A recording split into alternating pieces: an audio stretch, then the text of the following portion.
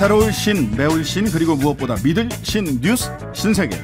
매일 저와 함께하는 분이시죠. 단짝 헬마우스 임경빈 작가 오셨습니다. 어서 오세요. 안녕하세요.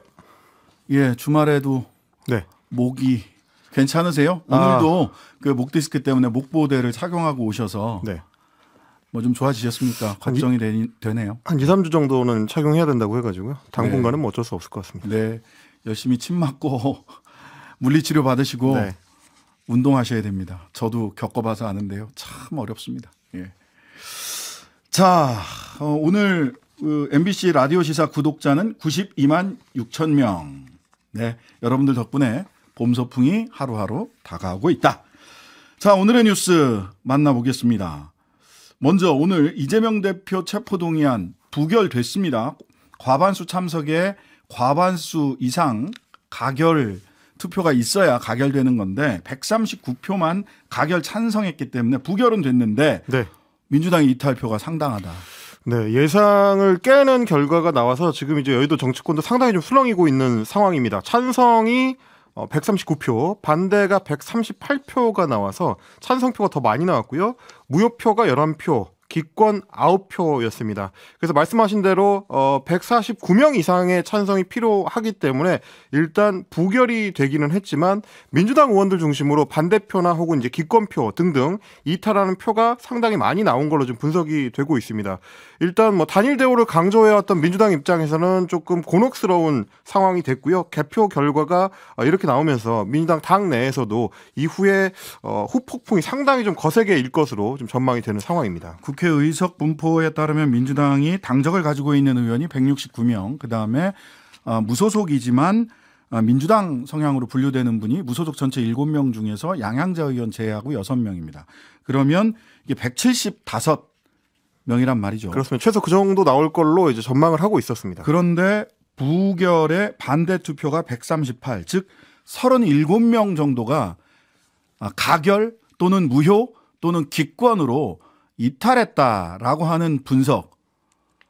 이 숫자로 보면은 이렇게 보이거든요. 다른 해석이 가능할지를 좀 누가 좀 알려주시면 좋겠고, 찬성이 123인데 국민의힘 115, 정의당 6, 시대전환 1, 양향자 의원 1 이렇게 하면 여기가 123이에요. 근데 가결이 139니까 가결 투표에 16명, 기존에 가결하겠다라고 했던 의원들 외에 16명 정도가 적극적으로 가결 투표를 했다라는 거거든요.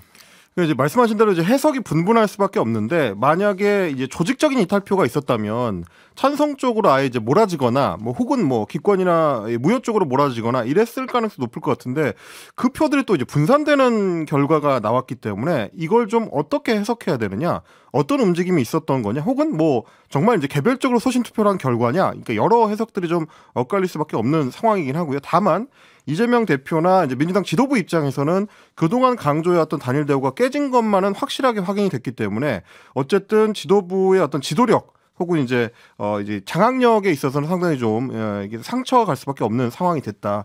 여러모로 민주당 입장에서 복잡한 결과가 나왔다라고 볼 수 있겠습니다. 네. 자, 그렇다면 민주당 지도부 이 투표 결과 어떻게 받아들이고 해석하고 있는지 고민정 최고위원 연결해서 말씀 들어보겠습니다. 의원님 나와 계시죠? 네, 안녕하세요. 네. 자, 이 투표 결과 어떻게 보셨습니까? 총평을 좀 해주신다면요. 두 분이 말씀하신 것과 비슷합니다. 일단 다수의 의원들께서는 부결을 던져주신 건 맞고요. 이제 다만 기권하신 분들이 한 무효 포함해서 한 20분 되고 가결표를 던지신 게 한 16, 17, 뭐 이 정도 이제 추정이 되는 건데요. 네. 글쎄 이제 검찰에 끌려다녀야 하는 현재 상황에 대한 괴로움들이 표로 보여준 것이라는 생각이 좀 많이 들고요. 네. 그래서 지난 한 몇 주 동안에는 정말 많은 사람들을 좀 깊이 있게 만났습니다. 네. 만나서 뭐 제 나름대로는 뭐 그것을 저희 지도부가 어떤 약속을 하고 그런 건 아니지만 어쨌든 한 사람이라도 더 상황에 대한 이해도도 넓히고 또 지도부가 가고자 하는 방향에 대한 설득도 필요할 것 같아서 정말 많은 사람들을 만나오기는 했는데 역부족이었던 것 같고요. 그래서 현재 뭐 저를 포함한 지도부에 대한 경고이지 않을까 하는 생각도 좀 듭니다. 네. 자, 정진석 비대위원장, 국민의힘 비대위원장, 이재명 대표에게 정치적 사망 선고가 내려졌다. 이런 평가를 했어요. 이 평가는 어떻게 들으셨습니까? 그거는 과도하다고 보고요. 그렇게까지 가려면 이번에 이제 부결표가 이렇게 나오지 않았어야 됐겠죠. 어쨌든 이번 이 체포동의안에 대해서는 부결이 된 것만큼은 명확한데 그것까지 부정하려고 하지는 않으셨으면 좋겠다. 국민의힘 의원님들께 말씀드리고 싶고요. 네. 다만 왜 민주당 의원들께서 가결에 표를 던졌을까? 그게 단 몇 명이더라도 굉장히 중요하게 봐야 한다고 생각하고요. 왜 기권 및 무효표가 이렇게 많이 나왔을까? 이제 저도 이제 막 표결이 끝난 거기 때문에 생각의 정리가 완전히 되지는 않았지만, 네. 뭔가 이슈를 선점하고, 그리고 무능한 윤석열 대통령을 적확하게 견제하지 못한 것에 대한 어떤, 견제 심리가 작동한 것이라는 생각이 듭니다. 그리고 뿐만 아니라, 이제 당연히 부결이 될 것이다라는 그런 발언들이 오히려 더 너무 자만하는 것 아닌가라는 심리를 더 자극했던 게 아닌가 이런 생각도 좀 들고요. 네. 문제가 된 두 표의 무효표 여부 결정하는 과정에서 이재명 대표나 또 지도부들 간에 좀 이야기하는 모습이 언론 영상에 잡히기도 했는데 표결 네. 이후에 이재명 대표와 말씀을 좀 나눠 보셨나요? 아니요, 따로 나눠보지는 않았고요. 다들 이제 생각이 많으실 거라서 저도 마찬가지고, 누가 말을 걸어도 머릿속에 가득 차 있어서요. 대표님도 마찬가지지 않으셨을까 싶네요. 네. 의원들이나 최고 지도부하고도 한테도 아직 대표님 이재명 대표가 어떤 말씀을 하지는 않으셨다는 건가요? 예. 당내 분위기는 전체적으로 말을 아끼고 좀 뒤숭숭한 분위기겠어요? 글쎄, 왜 이러한 표수가 나왔는지에 대해서 생각들이 많으실 겁니다. 네. 그래서 제가 계속 주장했던 바인데, 부결이 되냐, 가결이 되냐에 대해서는 부결이 될 거에 대해서 나는 의심하지 않는다. 다만 중요한 건 27일 이후에 우리 민주당 지도부가 이재명 대표 체제가 어떠한 방향으로 민주당의 방향성을 보여줄 것인가. 물론 국민들에게 어필해야 되는 것들도 있지만 각자 싸워야 될 장수들이 현재 민주당 의원으로서 있으신 거잖아요. 네. 이분들에게 어떠한 확신을 줄 수 있을 것인가. 민생을 챙겨야 된다는 이야기들은 누구나 다 많이 하지만 어떻게 그것을 발현해낼 것이고 그리고 모든 사건들이 터지는 곳곳에 다 검사 출신들이 있는데 이번에 정순신도 그렇고요. 네. 그 검사 독재 정권에 대해서 말로만이 아니라 어떻게 이것을 효과적으로 견제할 수 있을 것인가. 이제는 더 이상 물러설 곳은 없는 것 같고요. 반드시 우리 민주당 내에 있는 의원들은 물론이려니와 또 저희 지도부를 바라보고 있는 지지자들 그리고 일반 국민들에게까지도 명확히 무언가를 보여줘야 될 때가 이제는 온 것 같습니다. 네. 무언가를 보여줄 때가 이제 왔다. 어떤 방식으로 보여줄지에 대해서는 많은 논란 그리고 많은 의견들이 있을 텐데요. 저희 뉴스하이킥에서도 그 다양한 의견들 같이 소개하고 토론하는 자리 마련할 수 있도록 노력하겠습니다.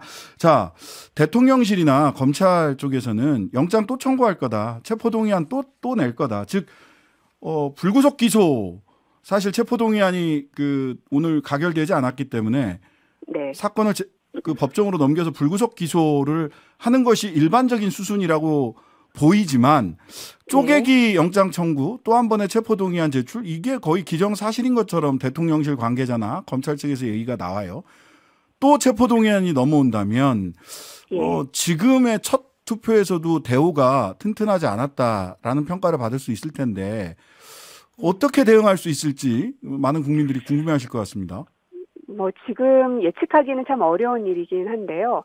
다만 이번에 이 가결표 혹은 무효표가 이만큼 나왔던 것은 이재명 대표에 대해서 죄가 있는 것 아니냐, 어떤 의구심, 의혹 이런 것에 대한 표라기보단 아까 말씀드린 것처럼 윤석열 정권을 제대로 견제하지 못하고 있는 것에 대한 견제 심리가 작동된 거라고 생각하거든요. 네. 그래서 향후에도 체포동의안이든 검찰 소환이든 어떤 사안들이 올 때마다 그때그때 판단해야 되는 영역이라고 생각하고 네. 오히려 거기에 집중하기보다는 어떻게 이 무능한 윤석열 정부를 견제할 것인지에 대해서 2배, 3배 더 노력하고 시간을 많이 투여해야 한다고 생각합니다.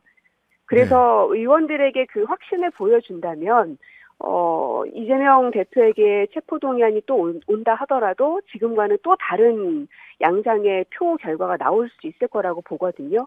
왜냐하면 노웅래 의원님의 체포동의안이 있었을 때의 여론과 지금의 여론이 상당히 많이 달라 있다는 걸 저는 좀 피부로 많이 느끼고 있기 때문에 의원들 내부에서요. 예, 맞습니다. 예. 근데 어쨌든 요번에는 공통점은 대부분의 의원들이 이재명 의원에 대해서 뭔가 문제가 있다고 인지하거나 그러지는 않는다. 다만 우리가 총선을 해야 되고 어쨌든 정치를 해야 되는데 모든 이슈가 블랙홀처럼 거기에 빨려드는 것에 대한 우려와 걱정들을 많이들 하셨거든요. 그래서 지금은 이 검찰발 여러 가지 그 뉴스들에 대해서 저희가 이겨 넘는 일밖에는 방법이 없습니다. 댓글이나 이런 데 보면 검찰이랑 싸우는 게 아니라 공천권이랑 싸우고 있는 거 아니냐라고 하는 의견도 있어요. 이런 네. 댓글에 대해서 어떤 말씀 주시겠습니까? 제가 얼마 전에 대표님한테 그런 말씀을 드렸는데 최초로 검찰과 싸워 이겨내는 사람이 좀 돼주십시오라는 부탁을 좀 드린 바가 있습니다. 네. 무엇이 진실인지는 법정 공방을 가고 끝까지 지켜봐야지 알 수 있겠죠. 하지만 노무현 정부 때에도 문재인 정부 때에도 매번 이 검찰의 그 힘을 넘어가지 못했던 게 저희였던 것 같습니다. 네. 그래서 이번만큼은 검찰에게 밀리지 말자라는 마음은 누구나가 다 똑같은 것 같거든요. 네네. 근데 그 가장 앞선에 이제 이재명이라는 사람이 지금 서 있는 것이고, 네. 그래서 지도부로서는 어찌 보면은 더 이제 강한 단일 대우를 만드는 것도 중요하지만 단일 대우라는 게 무조건 깃발 꽂는다고 되는 게 아니기 때문에 네. 각각 의원들의 마음도 같이 읽어내면서 또 우리를 지지는 하지만 약간은 실망하고 있는 약간은 이렇게 뜨뜻미지근한 이런 지지자들에게 얼만큼 확신을 보여줄 수 있을 것인가, 어떻게 검찰 독재를 견제할 수 있을 것인지를 보여줘야 할 것 같습니다. 네. 자, 연결이 됐으니까 한 가지 더 여쭙겠습니다. 검찰 독재 얘기를 하셨는데 정순신 변호사 예. 검찰 출신인데 아들 학폭 문제로 국가수사본부장 낙마로 시끄럽습니다. 네. 지금 어떻게 이 사건은 어떻게 지켜보고 계세요? 이것은 인사를 추천하는 것, 검증하는 단계, 그다음에 마지막 마무리하는 단계까지 검사 독재 정권의 본질을 여실히 보여주는 사건이라고 보고요. 마치 썩은 고구마가 줄기채 그냥 계속 줄줄이 끌려 나오는 듯한 느낌마저 드는데요. 왜냐하면 2018년에 정순신이 인권감독관으로 있었습니다. 서울중앙지검에. 그렇습니다. 그 당시에 중앙지검장이 윤석열 지검장이었고요. 그런데 학폭이란 문제는 인권과 직결되어 있는 문제인데 이것을 몰랐을 리 없다고 봅니다. 그렇다면 알면서도 누군가가 추천을 한 것이거나 아니면 알았지만 검찰이 그리고 대통령이 뒷백으로 있기 때문에 건드리지 못한 것이었겠죠. 그래서 추천에서의 문제가 있고 검증 단계에서는 공직기강 비서관도 역시 검사 출신인데 여기에서 제대로 구글링조차 하지 못해서 생긴 문제도 있고요. 그리고 그것을 대응하는 과정에 있어서도 보면 전 정부에 대한 비판을 또다시 하면서 이 자기네들은 몰랐다, 자녀 문제이니 알 수가 없지 않느냐라는 식으로 이게 남 얘기하듯이 하는 것들을 보면서 여전히 검사들 손아귀에 윤석열 대통령과 이 정권이 있구나. 그래서 저는 오히려 검사들에게 뭔가를 얘기하고 싶다기보다는 이 검사 몇 명에게 쩔쩔매고 있는 국민의힘 정치인들에게 좀 묻고 싶습니다. 네. 정치를 포기한 것인가, 이러려고 정권을 잡은 건가, 그 검사 몇 명들에게 나라 전체가 이렇게 흔들리게 언제까지 두고 볼 건가 라고 좀 묻고 싶고 답도 듣고 싶습니다. 네, 알겠습니다. 지금까지 고민정 더불어민주당 최고위원이었습니다. 네, 고맙습니다. 네, 감사합니다. 제가 그렇잖아도 이제 취재를 준비를 하면서 네네. 뭐 민주당 당내에 이제 몇몇 당직자들이나 소위 이제 비명계 친명계 가리지 않고 이제 정치인들 몇하고 통화를 좀 해봤는데 네, 다들 좀 당황한 분위기더라고요. 당황했죠. 이탈표가 나오더라도 이 정도 규모가 될 거라고는 예상을 일단 못했던 것 같고, 소위 이제 비명계의 정치인들도 본인들도 이거를 뭐 아주 조직적으로 이번 타이밍을 노렸다라고 보기는 좀 어려운 분위기이긴 했습니다. 왜냐하면 뭐 아시다시피 지금 이제 이재명 대표에 대한 뭐 민주당 당원들이나 혹은 지지층의 지지가 여전히 공고한 상황이기 때문에 네. 지금 여기서 승부수를 걸 타이밍은 아니었다라는 게 이제 비명계의 대체적인 합의 상황인 것 같은데, 본인들도 이게 왜 이렇게 나왔지? 라고 약간 당황하는 분위기라 실제로 이후의 전개가 어떻게 될지는 조금 더 이제 지켜봐야 될 이 상황인 것 같고요. 어쨌든 고민정 최고위원 얘기는 검찰 독재를 넘어서야 된다. 근데 그 방법론이 무엇일 것이냐. 그렇습니다. 여기에 여운이 좀 남습니다. 그 방법론이 뭐냐. 민생에 집중하는 거냐.